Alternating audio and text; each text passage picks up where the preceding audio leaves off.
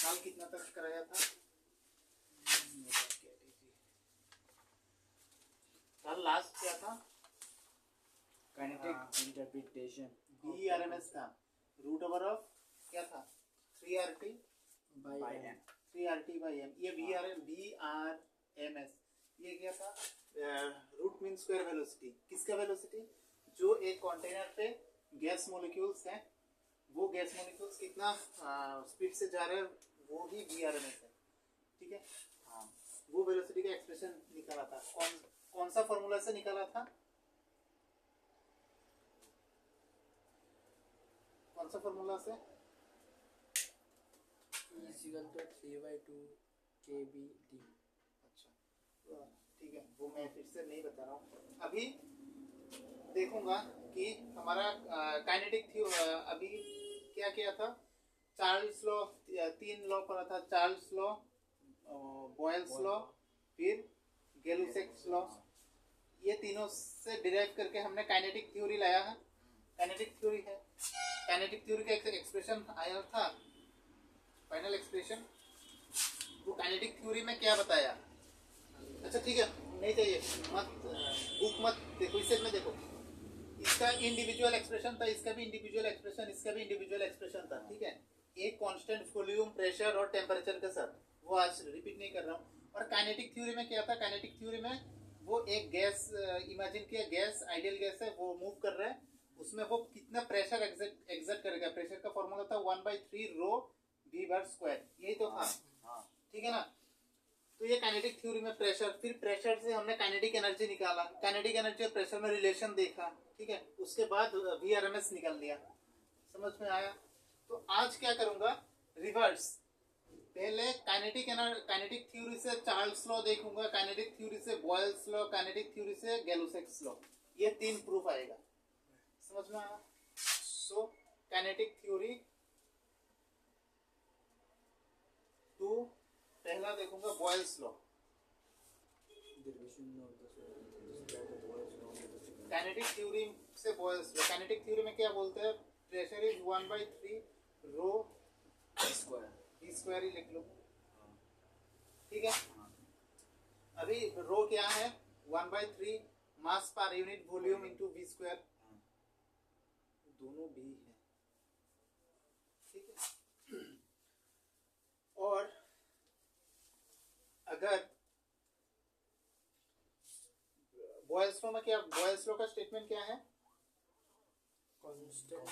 Constant temperature, T is constant at constant temperature, P is inversely proportional to V। P is inversely proportional to V at constant T, at T is constant, P is inversely proportional to V। ये दिखाना पड़ेगा, यही तो था। और बोल सकते हो कांस्टेंट को हटाने के लिए PV is equals to K, ये प्रूव करना पड़ेगा इस इक्वेशन से। समझ में आया? तो PV is equals to constant prove करना पड़ेगा। अभी देखो,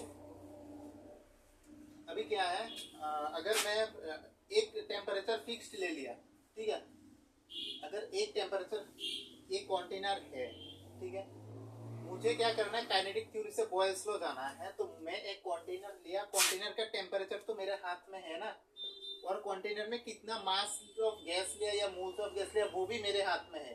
समझ में आया कि नहीं? तो टेम्परेचर कांस्टेंट लिया, मास तो मुझे मालूम है, वो तो कांस्टेंट है। तो इस फॉर्मूला को अगर मैं फर्दर किया, वॉल्यूम को इससे ले गया, तो क्या होगा? PV is equals to 1/3 mv²। समझ में आया कि नहीं? ठीक है, तो ये क्या आ रहा है? ये कांस्टेंट आ रहा है ना, कांस्टेंट टर्म। ठीक है, या अभी बोल सकते हो कि ये कांस्टेंट कैसे? क्योंकि mv²। अभी फिर से इसको करोगे तो 2 से मल्टीप्लाई किया, 2/3 mv²/2 ऐसा आ रहा है।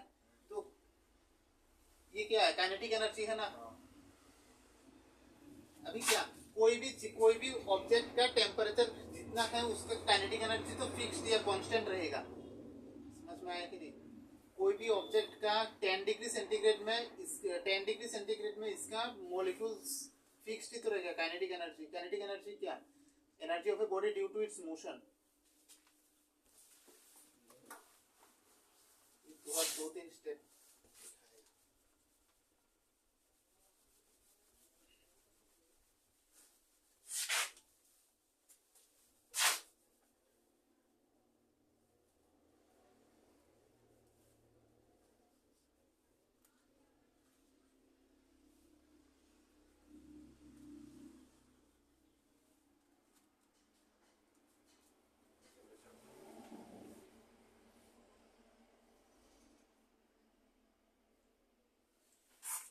काइनेटिक एनर्जी किसके ऊपर डिपेंड करता है? टेम्परेचर के ऊपर डिपेंड करता है। टेम्परेचर इंक्रीज कर दूंगा तो काइनेटिक एनर्जी भी इंक्रीज होगा, ठीक है कि नहीं? तो मैंने टेम्परेचर कांस्टेंट लिया, मतलब क्या, काइनेटिक एनर्जी भी कांस्टेंट, ठीक है? काइनेटिक एनर्जी इसके टर्म्स में भी समझ सकते हो कि ई कांस्टेंट, अगर ई कांस्टेंट है तो ई से में 2/3 है तो फिक्स्ड ही है, तो मतलब क्या पूरा टर्म ही कांस्टेंट। आइदर काइनेटिक एनर्जी से समझ सकते हो या फिर मास से समझ सकते हो कि तुमने मास तो फिक्स्ड लिया था, इस फॉर्मूला से भी समझ सकते हो तुमने मास तो फिक्स्ड लिया, मतलब फिक्स्ड मास ऑफ गैस लिया, तो ये क्या है? वेलोसिटी। कोई भी टेम्परेचर के लिए वेलोसिटी तो सेम ही होगा। समझ में आ रहा है कि नहीं आ रहा है? ये दोनों तो फिक्स्ड क्वांटिटी है। टेम्परेचर इंक्रीज करने से ना वेलोसिटी इंक्रीज होगा, लेकिन तुमने तो टेम्परेचर ऑलरेडी कांस्टेंट रखा हुआ है, तो मतलब क्या इस लेफ्ट राइट साइड में जो भी टर्म है ये सब कांस्टेंट है, तो मतलब क्या PV is equals to constant, तो बॉयल्स लॉ प्रूफ हो गया। समझ में आया कि नहीं? तो काइनेटिक थ्योरी से बॉयल्स लॉ हो गया। अभी नेक्स्ट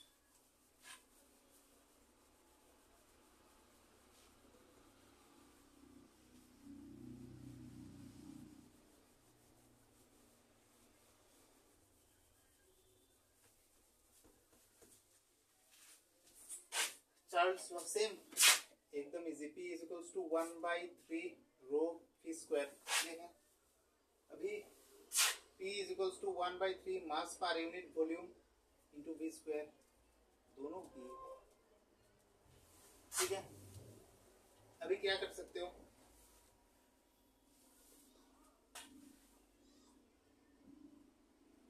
मुझे काइनेटिक थ्योरी से चार्ल्स लॉ, अभी चार्ल्स लॉ में क्या बोलते हैं वो देख लेता हूँ। चार्ल्स लॉ क्या क्या प्रूफ करना है हम लोगों को? चार्ल्स लॉ क्या है? B is directly proportional to T at constant pressure. P must be constant. तो मुझे B is directly proportional to T दिखना है, तो obviously वॉल्यूम को इस साइड में ले आऊंगा, ठीक है? तो क्या होगा? B is equals to 1/3 m velocity का स्क्वायर बाय प्रेशर, ठीक है? समझ में आया कि नहीं? अभी देखो ये क्या है? Volume. Volume is directly proportional to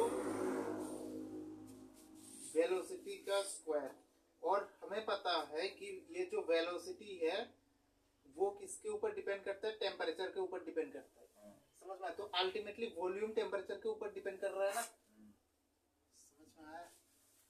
इस साइड में है वॉल्यूम, वॉल्यूम किसके ऊपर डिपेंड कर रहा है? वेलोसिटी के ऊपर डिपेंड कर रहा है, तो मतलब, और वेलोसिटी पता है टेम्परेचर के ऊपर, क्योंकि टेम्परेचर इंक्रीज करने पर काइनेटिक एनर्जी इंक्रीज होता है।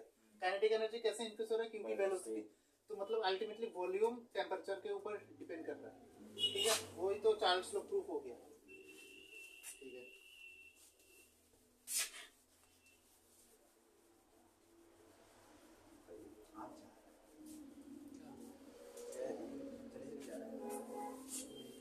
अच्छा ठीक है, नेक्स्ट इज काइनेटिक थ्योरी से गैलिलियोस लॉ। आज ग्राफ हो रहा है अच्छे से, हाँ वही तो, पता नहीं क्यों। भगवान चाहता है आज मिस गैलिलियोस लॉ, अरे गैलो लिख हो गया। गैलिलियोस लॉ में क्या है? बोलो। constant volume pressure is directly pressure is directly proportional to temperature. इसमें क्या है? Pressure is 1/3 m e square. समझ में आया? अभी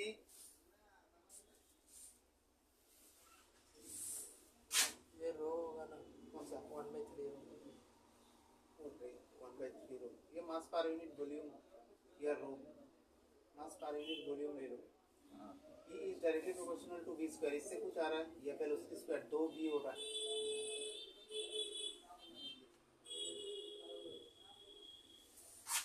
अभी देखो प्रेशर किसके ऊपर डिपेंड कर रहा है? इससे और नहीं चाहिए, इससे हो जाएगा। प्रेशर वेलोसिटी के ऊपर डिपेंड कर रहा है, और वेलोसिटी किसके ऊपर डिपेंड कर रहा है? टेम्परेचर के ऊपर।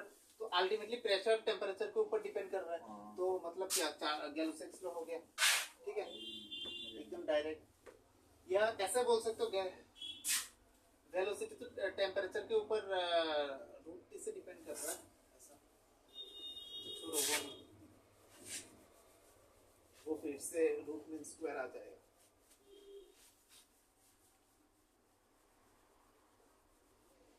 हो गया 3 प्रूफ। आता है क्या मेरा ये proof? क्या 3 प्रूफ तो 2 मार्क के लिए आएगा। बोलेगा काइनेटिक थ्योरी से चार्ल्स लॉ प्रूफ करने के लिए 2 मार्क, 2 मार्क ही तो है। बस तुम्हें वो प्रेशर का एक्सप्रेशन रखना है और बॉयल्स लॉ में या चार्ल्स लॉ में कंक्लूजन क्या है वो याद रखना है, तो ऑटोमेटिक आ जाएगा। ठीक है, अभी क्या है वो और एक क्या है, काइनेटिक थ्योरी से परफेक्ट गैस इक्वेशन।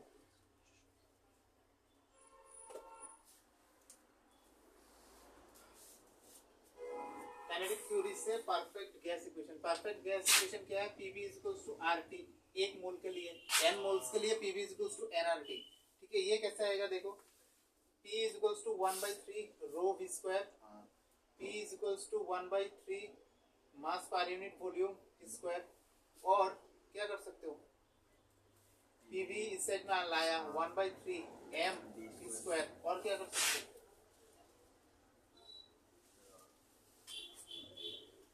मुझे क्या चाहिए, टेम्परेचर। अभी देखो ये जो प्रेशर है, ठीक है, ये ऐसा कर सकते हो, वेलोसिटी, प्रेशर किसके ऊपर डिपेंड कर रहा है, वेलोसिटी के ऊपर, और वेलोसिटी किसके ऊपर डिपेंड कर रहा है, टेम्परेचर के ऊपर। तो क्या कर सकते हो, प्रेशर डायरेक्टली टेम्परेचर पे डिपेंड कर रहा है कि नहीं कर रहा है, कर रहा है। तो मतलब क्या, Pv is directly proportional to T is proportional to sign को हटाने के लिए RT आ गया ये। ठीक है, मतलब क्या, तुम्हें ये तो पता ही है, इस सेट में कुछ नहीं चाहिए, बस ये लॉ क्या है वो कंक्लूजन, मतलब वो लॉ याद रखना पड़ेगा। तो ये देख देख के ही कर सकते हो यहाँ से। समझ में आया?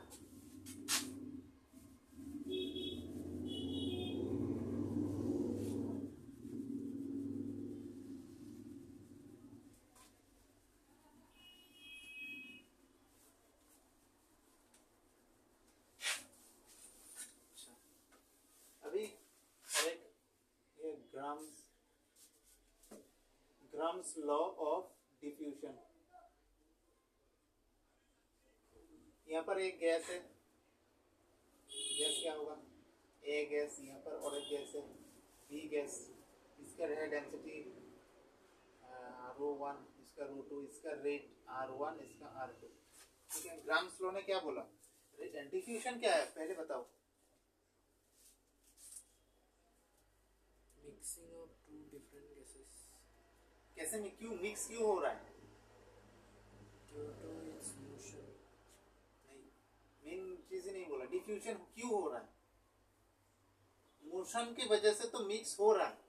ठीक है, डिफ्यूजन हो क्यों रहा है, what is diffusion, from the moving of gas from higher concentration to lower concentration, वही तो डिफ्यूजन है। ठीक है कि नहीं, यहाँ पे टेंस में क्या था, यहाँ पर एक कंटेनर है, यहाँ पर गैस ए फिल कर दिया, यहाँ पर गैस इस वेल्व को जब हटा दिया क्या हुआ, ए और बी मिक्स हो गया, ऐसा ही तो है। वो आयोडीन था, आयोडीन ब्रोमीन गैस था यहाँ पे। ठीक है, रेड ब्राउन कलर, वो कुछ देर बाद देखा ये पूरा रेड ब्राउन कलर हो गया, क्यों, क्योंकि यहाँ पे पहले जब वेल्व था तब यहाँ पे हायर कंसंट्रेशन था, जब ओपन कर दिया यहाँ पे हायर कंसंट्रेशन से लोअर कंसंट्रेशन में जा रहा है, ये तो डिफ्यूजन है। ठीक है ना, ये जो डिफ्यूजन है, ये डिफ्यूजन किसके ऊपर डिपेंड कर रहा है, ग्राम्स लॉ ऑफ डिफ्यूजन ने बोला जो रेट ऑफ डिफ्यूजन है is inversely proportional to density, root over of density. ठीक है, कोई भी गैस का rate root over of density, उस गैस का डेंसिटी पे डिपेंड करेगा।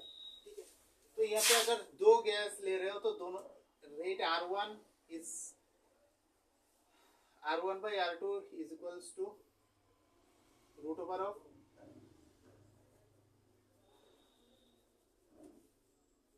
density 2 by root over of density का 1।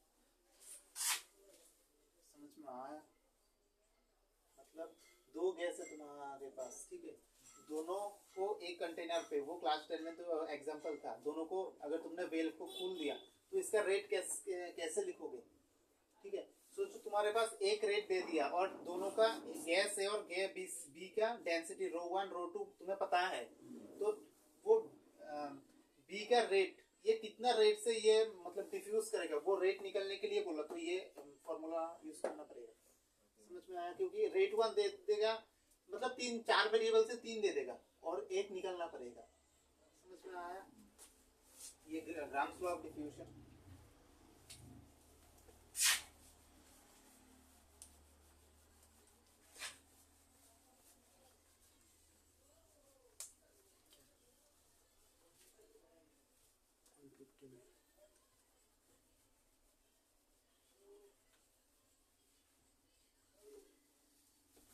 अच्छा क्या कॉल आया?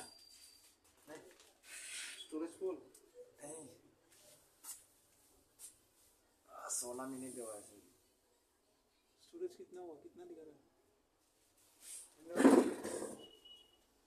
0.4 GB।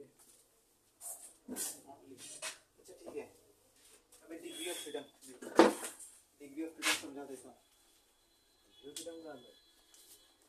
एक्सप्रेस वेजिटेबल्स नहीं है।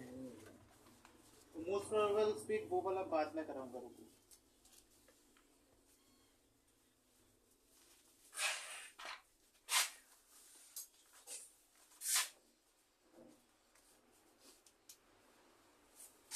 डिग्री ऑफ फ्रीडम एफ से रिप्रेजेंट किया जाता है। डिग्री ऑफ फ्रीडम मतलब टोटल नंबर ऑफ इंडिपेंडेंट और या coordinate required to represent a molecule. ठीक है, टोटल नंबर ऑफ इंडिपेंडेंट या total number of coordinate required to express a molecule. कोई भी मॉलिक्यूल है, हमने देखा है H2 He हीलियम Ne या और क्या होता है Cl2। ये देखो डाई एटॉमिक, ये है मोनो एटॉमिक, ये है क्या ट्राई एटॉमिक, मतलब ये 9th पे था। ट्राई एटॉमिक मतलब 3 एटम। ये तो हम लोग 2D में रिप्रेजेंट कर रहा हूँ। ठीक है, तो H2 तो ऐसा नहीं है, इसमें बॉन्ड एंगल भी है। ये अगर ऑक्सीजन है, ये हाइड्रोजन, इसमें आता है 107 या 9 समथिंग ऐसा आता है एंगल। ठीक है, तो ये 3D रिप्रेजेंटेशन है। ठीक है, तो अगर 3D रिप्रेजेंटेशन है तो मतलब क्या, ये वाला 3 एक्सिस में, एक्स एक्सिस, वाई एक्सिस और जेड एक्सिस में रिप्रेजेंट करना पड़ेगा। समझ में आया कि नहीं? तो उस रिप्रेजेंटेशन में कितना कोऑर्डिनेट लग रहा है वो ठीक है, तभी देखना। तो डिग्री ऑफ फ्रीडम मतलब क्या, टोटल नंबर ऑफ इंडिपेंडेंट या coordinates required to represent a molecule. ठीक है, और डिग्री ऑफ फ्रीडम निकालने के लिए फॉर्मूला है F = 3n - k। n is number of particles और k is number of independent relation. अभी देखो, मैं एज एन एग्जांपल दिखा रहा हूँ। तुम्हारे पास 2 पार्टिकल है A और B। ठीक है, इस 2 पार्टिकल में रिलेशन कितना है, एक ही तो रिलेशन है, ऐसा सोच सकते हो। ठीक है, और कितना 2 पार्टिकल है तो 2 के बीच एक ही रिलेशन होगा, 2 रिलेशन नहीं होगा। समझ में है ना? 2 रिलेशन होने से उसके डिग्री ऑफ फ्रीडम घट जाएगा। अच्छा, 2 पार्टिकल तो फॉर्मूला के according to formula what it will come 3 × 2 - 1 6 - 1 that is 5। तो 5 डिग्री ऑफ फ्रीडम। समझ में आया? ऐसा ही डिग्री ऑफ फ्रीडम निकालना पड़ेगा। तो 2 लोगों के बीच 5 डिग्री ऑफ फ्रीडम बोल सकते हो। ठीक है, ये तो जस्ट तुम्हें एग्जांपल दिया, समझ में आया? ये डिग्री ऑफ फ्रीडम निकालने का तरीका। अभी देखो फॉर मोनो एटॉमिक,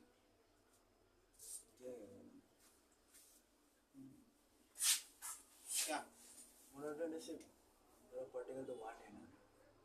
अच्छा देखो, मोनो एटॉमिक में क्या है, मोनो एटॉमिक कौन सा जो इंडिविजुअली एग्जिस्ट करता है, जैसे कि नोबेल गैस, हीलियम, नियॉन और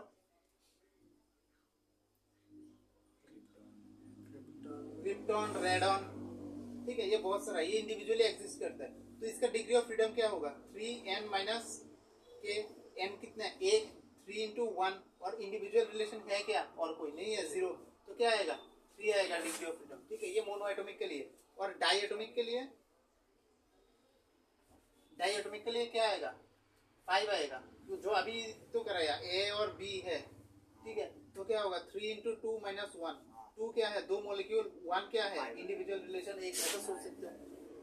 9 नहीं, कैसे 3 × 2 6 ट्राई का और ट्राई एटॉमिक। हाँ, अगर डबल बॉन्ड हुआ तो हाँ, अच्छा वो आ रहा है, आएगा वो नेक्स्ट आएगा, रुको। ट्राई में होने से आई थिंक 8 आएगा ना, 9 हाँ ट्राई में अच्छा ट्राई एटॉमिक देखो, ट्राई एटॉमिक एक बोलो SO2 या H2 या एज एन एग्जांपल लो, ट्राई एटॉमिक ABC ऐसा बन सकता है। तो इसका क्या होगा, F is equals to 3n minus K, 3 into 3 minus individual 3 है, 6 9 माइनस 3 ये क्या आएगा 6 आएगा आंसर। ठीक है, अभी कुछ ये कैसा है, ये ऐसा मॉलिक्यूल है जो तीनों तरफ बॉन्ड बना रहा है, लेकिन एक्सेप्शन भी है, जैसे कि HCN में यहाँ पे मैंने एग्जांपल लिया है HCN ये बॉन्ड कैसे बनाता है, HCN ऐसा बनाता है ना, समझ में। इसके टाइम में डिग्री ऑफ फ्रीडम क्या आएगा, F is equals to 3 into 3 है ना, नंबर ऑफ पार्टिकल n क्या है, नंबर ऑफ पार्टिकल्स तो 3 माइनस 1, 9 माइनस 1 8। CN में तो बॉन्ड बना, दो इसमें भी बॉन्ड है, दो 7 4 होगा ना, क्योंकि C और N में ट्रिपल बॉन्ड। हाँ C और N में तो ट्रिपल बॉन्ड, लेकिन इंडिपेंडेंट रिलेशन बॉन्ड तो सेम है ना। मुझे चाहिए इन कितना रिलेशन बन रहा है, इसके बीच में एक हो गया और दूसरा क्यों लेना, ऐसा ही सोच। ठीक है, क्वालिटी तो सेम ही है, ज्यादा नहीं लेना चाहिए, एक ही का भी समझ में आया। Try atomic